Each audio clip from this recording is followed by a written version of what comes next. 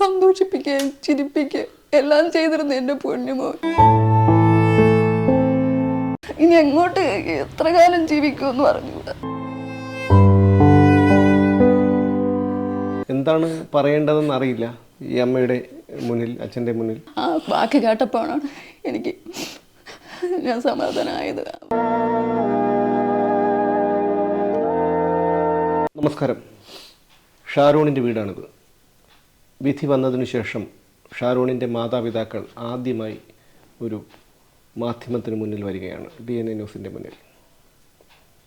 എന്താണ് ചോദിക്കേണ്ടതെന്നറിയില്ല, കാരണം ഈ അമ്മയുടെ അവസ്ഥ ഇവിടെ വന്ന് കണ്ടപ്പോൾ. അതുകൊണ്ട് തന്നെ ഞങ്ങളൊരു അഭിമുഖത്തിൻ്റെ ആ ഒരു രീതിയിലേക്ക് പോകുന്നില്ല. എങ്കിലും വിധി വന്നപ്പോൾ അമ്മയ്ക്ക് എന്താണ് തോന്നിയത്? ഞങ്ങൾ ആഗ്രഹിച്ചതും പ്രതീക്ഷിച്ചതും ഈ ഒരു വിധിക്ക് വേണ്ടി തന്നെ കണ്ണുനീരോടെ പ്രാർത്ഥിച്ച് ഈ ഒരു വധശിക്ഷ തന്നെ അവർക്ക് കൊടുക്കണമെന്ന്. അതിൻ്റെ ഫലമായിട്ട് തന്നെ ഇങ്ങനെ ഒരു വിധി ബഹുമാനപ്പെട്ട ജഡ്ജി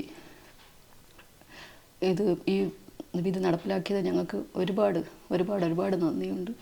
ഞങ്ങൾ തൃപ്തരാണ്, ഒരുപാട് തൃപ്തരാണ്. സാധാരണ ഇത്തരം സന്ദർഭങ്ങളിൽ മാതാപിതാക്കൾ തളർന്നു പോവുകയാണ് പതിവ്. പക്ഷേ രണ്ടുപേരും, അച്ഛനും അമ്മയും പിന്നെ ജേട്ടൻ പുള്ളിക്കാരനും നല്ല രീതിയിൽ തന്നെ ഇത് മുന്നോട്ട് കൊണ്ടുപോകാൻ ശ്രമിച്ചു. എന്താണ് അതിനുള്ളൊരു ഊർജം, അല്ലെങ്കിൽ എന്തായിരുന്നു ഈ ഒരു ശിക്ഷ അവൾക്ക് വാങ്ങി കൊടുക്കണമെന്നുള്ളൊരു ഉദ്ദേശത്തോടു കൂടി തന്നെയായിരുന്നു? അതെ, എങ്ങനെയെങ്കിലും അവൾക്ക്, ഞങ്ങൾ അന്ന് മുതൽ ആഗ്രഹിച്ചത് എങ്ങനെയെങ്കിലും അവൾക്ക് അതായത് ഈ വധശിക്ഷ തന്നെ വാങ്ങിക്കൊടുക്കണമെന്നുള്ള കഠിന പ്രയത്നത്തിൽ തന്നെയായിരുന്നു. അതിനു വേണ്ടിയിട്ട് ദൈവത്തോട് പ്രാർത്ഥിച്ചു, ഉള്ളുരുകി പ്രാർത്ഥിച്ചു.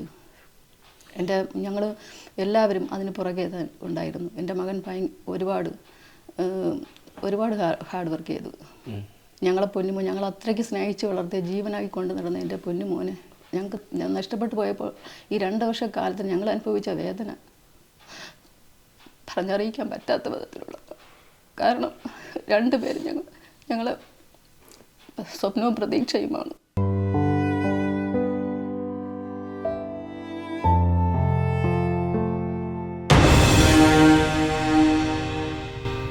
അവരിലാണ് ഞങ്ങളുടെ സ്വപ്നവും പ്രതീക്ഷയെല്ലാം വച്ചിരുന്നത്. അപ്പോൾ എൻ്റെ കുഞ്ഞിനിങ്ങനെ നഷ്ടപ്പെട്ടു പോയപ്പോൾ എനിക്ക് തകർന്നു പോയി, കുടുംബം തന്നെ തകർന്നു പോയി. അപ്പം അന്ന് മുതൽ അനുഭവിക്കുന്ന വേദന അവർക്ക് എങ്ങനെയെങ്കിലും ഒരു വലിയൊരു ശിക്ഷ പരമാവധി ശിക്ഷ വാങ്ങിക്കൊടുക്കണമെന്നുള്ള ഒരു ഉറപ്പിലാണ് ഞങ്ങൾ ജീവിച്ചത്.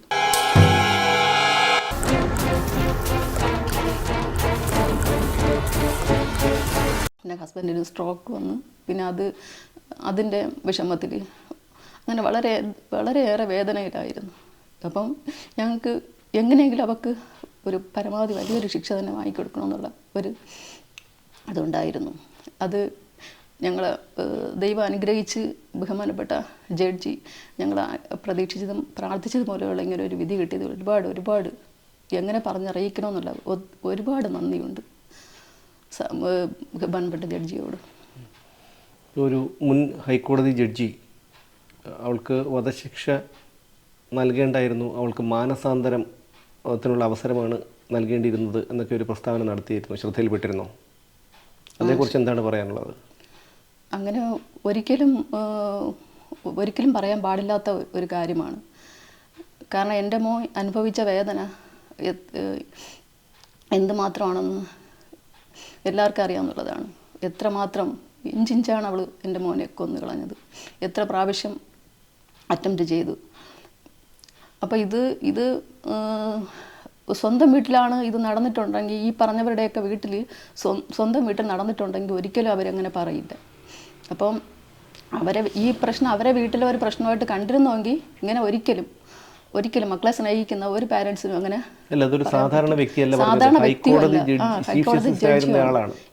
ഇത്രയും ഒരു എക്സ്പീരിയൻസ് ആയിട്ടുള്ള ഒരാൾ ഒരിക്കലും ഇങ്ങനെ പറയാൻ പാടില്ല. അത് എന്തിൻ്റെ അടിസ്ഥാനത്തിൽ പറഞ്ഞു എന്തോ, അത്രയ്ക്കുള്ള തെളിവുകളെല്ലാം ബഹുമാനപ്പെട്ട കോടതിയുടെ മുമ്പിൽ കൊടുത്തിട്ടുള്ളത് കൊണ്ട് തന്നെ ഈ ഒരു വിധി വന്നിരിക്കുന്നത്. അപ്പം അദ്ദേഹം ആ ജഡ്ജ്മെൻ്റൊക്കെ നന്നായിട്ട് ഒന്നും അതേക്കുറിച്ച് അറിഞ്ഞുകൂടാതെയാണ് സംസാരിച്ചതെന്നാണ് ഞങ്ങൾക്ക് തോന്നുന്നത്. അതൊക്കെ ആ ജഡ്ജ്മെൻ്റൊക്കെ വായിച്ച് നന്നായിട്ട് ബൈഹാർട്ട് ആക്കിയിരുന്നെങ്കിൽ ഇങ്ങനെ സംസാരിക്കാൻ പറ്റില്ലായിരുന്നു അദ്ദേഹത്തിന്. അതുകൊണ്ട് ഞാൻ പറയുന്നത് അദ്ദേഹം ഉടനെ തന്നെ ആ ജഡ്ജ്മെൻ്റൊക്കെ നന്നായിട്ട് വായിച്ച് നോക്കണമെന്നാണ്. അങ്ങനെ അല്ലാതെ ഒരിക്കലും ഒരാൾക്കും ഇതേപോലെ പറയാൻ പറ്റില്ല. ഒക്കെ വധശിക്ഷ തന്നെ കൊടുക്കണമെന്ന് ഈ ജനങ്ങൾ തന്നെ പറഞ്ഞിട്ടുണ്ട്. ജനങ്ങൾ തന്നെ ഒരുപാട് പ്രാർത്ഥിച്ചിട്ടുണ്ട്. എൻ്റെ അടുത്ത് ഞാൻ വിഷമഘട്ടത്തിലായിരിക്കുമ്പോൾ എൻ്റെ വിഷമം കൊണ്ട് ജനങ്ങളെ എന്നെ എല്ലാവരും പറഞ്ഞിട്ടുണ്ട്, മോൾ വിഷമിക്കേണ്ട, അവൾക്ക് തൂക്ക് കയറി തന്നെ കിട്ടുമെന്ന്. അപ്പം എല്ലാ ജനങ്ങളുടെ പ്രാർത്ഥന കൊണ്ട് തന്നെ അവൾക്ക് ഈ ശിക്ഷ കിട്ടിയത്. അവളെ എത്രയും വേഗം തൂക്കിക്കൊല്ലണമെന്നാണ് ഞങ്ങളുടെ ആഗ്രഹം. ഇനിയും അവളുടെ മുന്നിൽ വഴികൾ ഒരുപാടുണ്ട്. അങ്ങനെയാണെങ്കിൽ പോലും അത് ഫൈറ്റ് ചെയ്യാൻ തന്നെയാണോ തീരുമാനം? അതെ, കേരളത്തിലെ ജനങ്ങളെല്ലാവരും ഒപ്പമുണ്ട്. എല്ലാവരെയും പ്രാർത്ഥനയുണ്ട്. ഞങ്ങൾ ഒപ്പം അതിൻ്റെ പുറകെ തന്നെ ഉണ്ടാകും. ഈ വിചാരണ ഘട്ടങ്ങളിൽ എപ്പോഴെങ്കിലും ഒരു സ്വാധീനിക്കാനോ മറ്റോ ശ്രമിച്ചിരുന്നോ? അവരുമായി ബന്ധപ്പെട്ട ആരെങ്കിലുമോ? ഇല്ല, അങ്ങനെ സ്വാധീനിച്ചിട്ടൊന്നുമില്ല. ഈ അന്വേഷണ ഉദ്യോഗസ്ഥരെ കുറിച്ച് എന്താണ് പറയാനുള്ളത്, പ്രത്യേകിച്ച് ജോൺസൺ സാറിനെ കുറിച്ച്? പ്രത്യേകിച്ച് ഞങ്ങളുടെ ക്രൈംബ്രാഞ്ച് DYSP ജോൺസൺ സാർ വളരെ ശരിക്കും നല്ല ഹാർഡ് വർക്ക് ചെയ്തു. ഇതിൻ്റെ പുറകിലായിരുന്നു. സത്യസന്ധമായ ഒരു അന്വേഷണത്തിൻ്റെ അതിൽ തന്നെ ഈ കേസിന് ഇത്രയും വഴിത്തിരിവായത് അധികം നന്നായിട്ട്. പിന്നെ കേരള പോലീസ്, ക്രൈംബ്രാഞ്ചിലുള്ള എല്ലാ പോലീസ് ഉദ്യോഗസ്ഥരും, അത് പ്രത്യേകിച്ച് DYSP Johnson sir, Shajahan sir, പിന്നെ ആൽബിൻ സാറ്, ഷിനി മാം, ഇവരൊക്കെ ഒരുപാട് ഞങ്ങൾക്കൊപ്പം നിന്നു. പിന്നെ ASP സുൽഫിക്കർ സാർ, പിന്നെ ഞങ്ങളുടെ special prosecutor, public prosecutor Vineeth Kumar sir, അദ്ദേഹം ഞങ്ങളുടെ ഒപ്പം നിന്ന് ഞങ്ങൾക്ക് വളരെ ആത്മാർത്ഥമായിട്ട് ഒരുപാട് പങ്കുവഹിച്ചു. പിന്നെ കേരള ഗവൺമെൻറ്, പിന്നെ ഈ ജനങ്ങൾ ഒപ്പം ഉണ്ടായിരുന്നു, മീഡിയാസ്, എല്ലാവർക്കും ഒരുപാട് ഒരു ഒത്തൊരുമയുടെ ഒരു ഫലം തന്നെയാണ് ഞങ്ങൾക്ക് വന്ന ഈ ശിക്ഷാവിധി. ഞങ്ങൾ ഒരുപാട് തൃപ്തരാണ്. ഒരുപാട് നന്ദി പറഞ്ഞാലും തീരുമില്ല. ഒരുപാട് എല്ലാവർക്കും നന്ദി. പിന്നെ ഞങ്ങൾക്ക് പൂർണ്ണമായിട്ട് സന്തോഷിക്കാൻ പറ്റുന്നില്ല. സമാധാനമുണ്ട്, ആശ്വാസമുണ്ട്, പക്ഷെ പൂർണ്ണമായിട്ട് അത് സന്തോഷിക്കാൻ പറ്റണില്ല. എൻ്റെ കുഞ്ഞില്ലാത്ത വേദന, അതെനിക്ക് അവനെ കാണാതിരിക്കാൻ എനിക്ക് പറ്റുന്നില്ല. ഇനി എങ്ങോട്ട് എത്ര കാലം ജീവിക്കുമെന്ന് പറഞ്ഞുകൂടാ, അത്രയും വേദനയിലാണ്. എല്ലാവരോടും നന്ദിയുണ്ട്, ഞങ്ങളോടൊപ്പം നിന്ന് എല്ലാവർക്കും നന്ദിയുണ്ട്. പക്ഷെ കുഞ്ഞിനെ കാണാത്ത വേദന അത് സഹിക്കാൻ പറ്റൂല.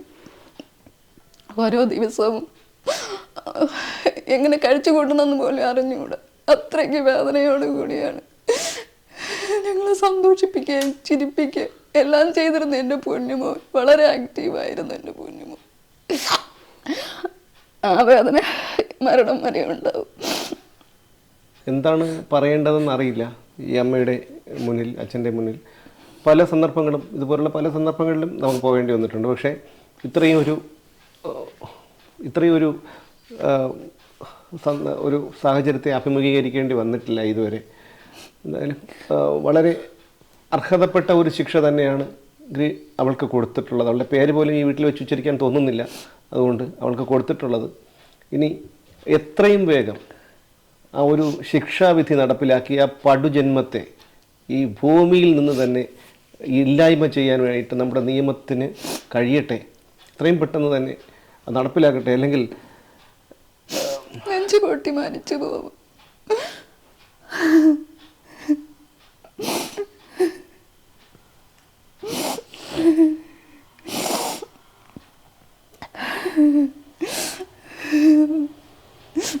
ആ വിധി വരണ തൊട്ട് മുമ്പുള്ള നിമിഷം വരെ എൻ്റെ നെഞ്ച് കിടന്നിടിച്ചിടിച്ചിടിച്ച് എൻ്റെ എന്നെ കൈ പിടിച്ച് ചേർത്ത് പിടിച്ച് വെച്ചിരുന്നു. അമ്മ എൻ്റെ കൈയും കാലമൊക്കെ പറയണം, എൻ്റെ നെഞ്ച് ഇടിക്കണം. അപ്പോഴെനിക്ക് എന്തെങ്കിലും സംഭവിച്ചു പോകുമെന്ന് തോന്നി. എൻ്റെ എന്നെ ചേർത്ത് കൈ കാലും ഒക്കെ പിടിച്ച് വെച്ചിട്ട് അമ്മ സമാധാനിക്കുന്നു പറഞ്ഞു നിർത്തി. ആ ബാക്കി കേട്ടപ്പോഴാണ് ഞാൻ സമാധാനമായത്. നമ്മുടെ നിയമം അനുവദിക്കുന്ന ഏറ്റവും വലിയ ശിക്ഷ തന്നെ അവൾക്ക് കിട്ടി. അവളുടെ മുന്നിൽ ഇനിയും വഴികളുണ്ട്. ഹൈക്കോടതി, സുപ്രീം കോടതി, രാഷ്ട്രപതിയുടെ ദേഹാഹർജി, അങ്ങനെ പല വഴികളുണ്ടെങ്കിൽ പോലും ഒടുവിൽ അവളുടെ അന്ത്യം തൂക്കുകയറിൻ്റെ ചുവട്ടിലേക്ക് തന്നെയാണ് എന്ന് നമുക്ക് ആശ്വസിക്കാം, പ്രതീക്ഷിക്കാം. എങ്കിലും എടുത്തു പറയേണ്ട ഒരു നന്ദി പറയേണ്ടത് ഈ അന്വേഷണ ഉദ്യോഗസ്ഥരോടാണ്. DYSP ജോൺസൺ സാർ ഉൾപ്പെടെയുള്ള അന്വേഷണ ഉദ്യോഗസ്ഥരോട്, ഈ പബ്ലിക് പ്രോസിക്യൂട്ടർ വിനീത് സാറിനോട്, ഇവരൊക്കെ നമുക്ക് മാധ്യമങ്ങൾ കണ്ട ഒരു അറിവേ ഉള്ളൂ. പക്ഷേ ഇവിടെ വന്നപ്പോഴാണ് നമ്മുടെ നാട്ടിലൊക്കെ പല സംഭവങ്ങളും ഇതുപോലെ നടക്കുന്നതാണ്. പക്ഷേ ഇത്തരമൊരു സാഹചര്യത്തെ ഒരിക്കലും അഭിമുഖീകരിക്കേണ്ടി വന്നിട്ടില്ല. അതുകൊണ്ടാണ് ഈ ഒരു കൂടുതൽ ചോദ്യങ്ങൾ ഒഴിവാക്കിക്കൊണ്ട് ഞാനിത് ഇവിടെ അവസാനിപ്പിക്കുന്നത്. എന്തായാലും ഈ കുടുംബത്തോടൊപ്പം കേരളത്തിലെ ജനങ്ങൾ, പൊതുസമൂഹം, അച്ഛനമ്മമാർ എല്ലാവരും, സഹോദരങ്ങൾ എല്ലാവരും ഇവരോടൊപ്പം നിൽക്കണം. നമ്മൾ ഇതുവരെ അവരോടൊപ്പം നിന്നു, ഇനിയും നിൽക്കണം. കാരണം എതിർഭാഗത്തുള്ളവർക്ക് ഇനിയും വഴികളുണ്ട്. പക്ഷേ അവർ സമൂഹത്തിൽ ജീവിക്കാൻ തന്നെ അർഹരല്ല എന്നുള്ളതാണ് നമ്മൾ മനസ്സിലാക്കേണ്ട ഒരു കാര്യം. എന്തായാലും ഈ അച്ഛൻ്റെയും അമ്മയുടെയും കണ്ണീരിൻ്റെ ആ ഒരു ചൂടുണ്ടല്ലോ, അതുമതി ഈ പടുജന്മത്തെ ദഹിപ്പിച്ചു കളയാൻ.